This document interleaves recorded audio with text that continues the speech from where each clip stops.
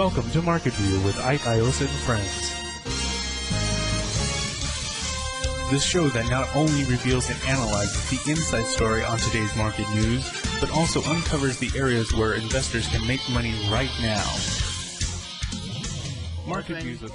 Good morning. Mike Iosa, your host for Market Views. Today's guest is Mr. Sherman McClellan from the McClellan Oscillator. Sherman, hi, how are ya? I'm very good. Sherman, I have been following your work for 30 years, and each time I learned something new. Not too long ago, you did the presentation for the Foundation for the Study of Cycles, and I was totally fascinated by the things that you presented. Let's talk about the first chart. All right. The first chart has a New York Stock Exchange Composite on the top, and I've drawn a couple trend lines on it to show the structure of what we're seeing now.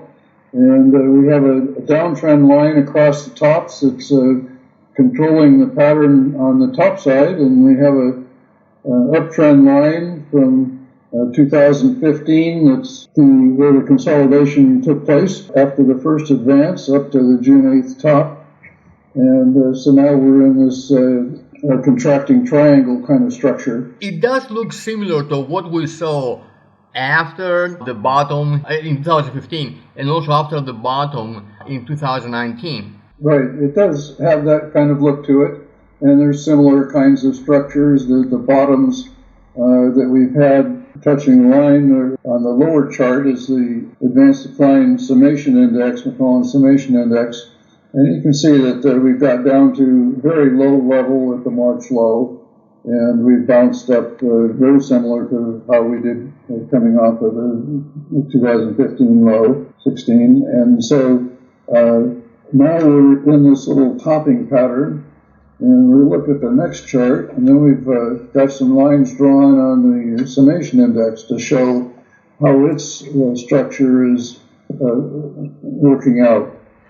It's amazing that it held the trend line going back to 2014, 2013. Yes, and the times that we've gone below that trend line in 2018, going into the December bottom of 18, and then the run this year, both times we've broken that line by any amount of consequence, we've had some pretty big declines. And so we bounced off the line again at this recently, and now we're trying to turn it down, but it hasn't turned down. It might get that done today, which is the 24th of July. If it does break that line significantly, there is some market risk as a result of as what we've seen before when it's broken that line importantly. So that's the risk I wanted to show today.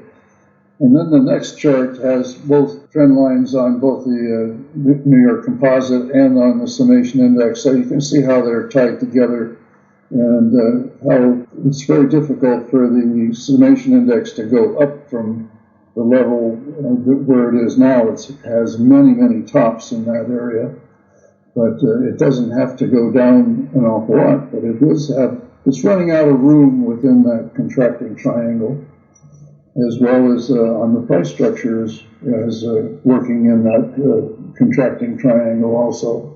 So we're going to resolve that, but we don't know exactly how that's going to occur yet. Next chart shows the Dow Jones Industrials, and I've drawn a trend channel on it to show how the tops are related and how the bottoms are related also. And it's very similar kind of structure to the New York Composite, and that we are started out from the 2016 bottom across the 2018 bottom, and that's what's controlling the pattern so far. When you look at the behavior of the oscillator between 2014 and 2015, between early 2018 and December 2018, we see kind of a double bottom. It's been my experience that when we get such a sharp decline, usually you see some sort of a revisit. The decline from February of this year was very sharp. It was like a waterfall type of decline. And actually, I'm surprised that despite seeing the oscillator down to, price oscillator down to like minus 2100, I believe, we have yet to see another dip below the zero line. Isn't that strange? That's what I'm concerned about, is that if we are to have a retesting, and all we've been able to do is been done so far to the upside, then that's a problem. The problem is that the federal government, the Fed, has thrown $3 trillion or more at the economy in QE4, and all the other times when we've had QE1, 2, and 3, that's always been bullish for the market, and it's been very hard for it to go down. So it may require that we have to see the end of the Fed doing its thing before we can get a major correction. And if we're going to get that, the most likely time is going to be in the fourth quarter. We're seeing very real money, and Congress is still talking about throwing some more money at it. And so it is going to be very difficult for the market to go down by a large amount until all of this money gets thrown at it, and they wind up without the ability to continue throwing money at it. Our next chart is also the Dow Jones close with the price oscillator. Yeah, and the price oscillator then has some trend lines drawn on it. As you can see, it wound up into a contracting triangle and then broke down out of that out in the February-March decline. The price oscillator broke down out of that contracting triangle and then had the lowest reading it's ever had, and then it's wound up with the highest reading it's ever had. And now we're back into, we broke down below that uptrend line in the recent action, and then we've rallied back up to the underside of that rising trend line and turned down on July 23rd. So the issue is, if it's continuing to go down, if it breaks back below the downtrend line and takes out the recent low, that would provide an excuse for the market to sell off. It looks trapped between two trend lines. Usually, isn't that a sign of indecision? That's what I wanted to show, is that we are trapped, and we're trapped by the terrible economic conditions on the downside, and we're trapped by the huge volumes of money that's being thrown at the economy and the market and people by the federal government.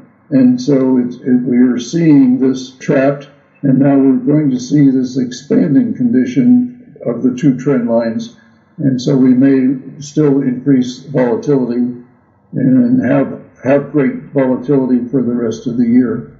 Well, if we look at our next chart, which also has the rising channel that the Dow has been, and then it broke it and it got right back into it. Looking at the rising channel, the fact that the Dow got back into the channel, that's bullish. Then when you look at the oscillator, as we just said, it's trapped between the two trend lines.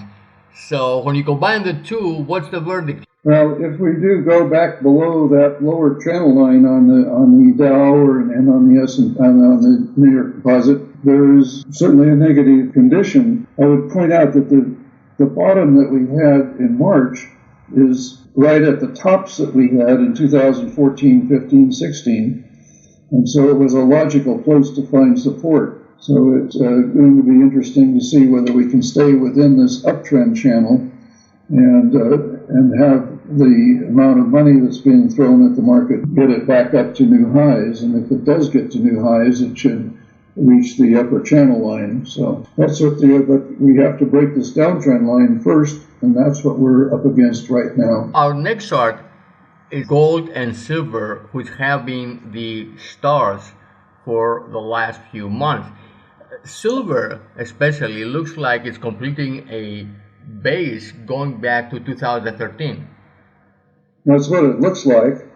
There's an 8-year cycle on gold, and the top was at the end of 2011 on the left, and I've drawn a line across from the current price top on gold. And so we're about almost equal up to that 2011 high, but not quite there. And we're getting a very rapid movement up on silver as a last gasp. At the very top, if you look at 2011, the top in gold came in with a lower top on silver. So we got a divergent structure on the silver, not going to a new high and confirming the top in gold, and that was the top in gold at that point. Now, what do you have in the latest action? Silver is way below the 2011 top, but gold is testing that top. And so it looks like silver is behaving very well. In reality, it's diverging quite a bit. The top is around $22, and it was $50 at the 2011 top. So we have a big divergent structure. And when we've seen these accelerated late moves on silver, that's generally being associated with a topping condition for both gold and silver. So it's a dangerous condition right at the moment, partly because of the 8-year cycle coming in, and partly because the silver is significantly diverging in price, in its larger price structure from what gold is doing. Our next chart is where people can find your work. And I must say something. I always talk about how fascinated I am with your work, which I have been following for 30 years. But also, I want to add that Tom does some equally fascinating work for lots of different sectors.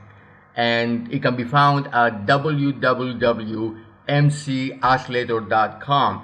Would you like to tell us a little bit about all the things that Tom does? Well, my son Tom is a really exceptional person. He's a graduate from West Point and served in the military for a number of years. And then when he got out, we did some work to get kinds of data that we needed to put together to start a newsletter. And he does almost all of the writing, does all of the writing for the daily edition, and does almost all of the writing for the market report that we do twice a month.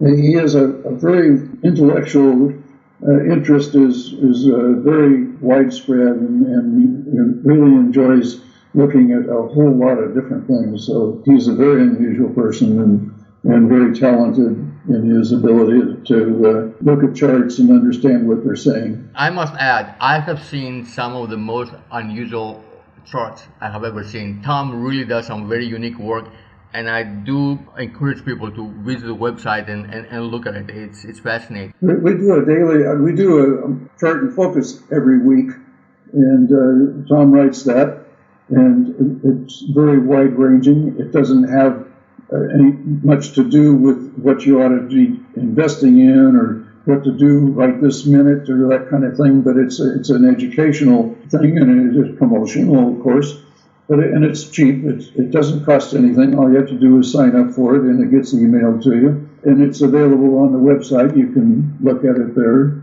Anybody can visit and see that. I was looking earlier at for example, at the copper and gold ratio that Tom has posted. Take a look at it. You'll find some really unique work. The chart and focus that will be out later today is a very interesting analysis of gold and silver, and will tie in with what I presented today with the gold and silver analysis. Sherman, anything else you would like to add? The only other thing to talk about is bonds, and we're seeing just a runaway to the upside on bond prices and decline in yields to a new low today on 5 years and treasuries. So it's going to be interesting to see how that all works out. Whether we'll go to negative or not, I don't know. I'm following the European negative. Of course, they have a different situation over there.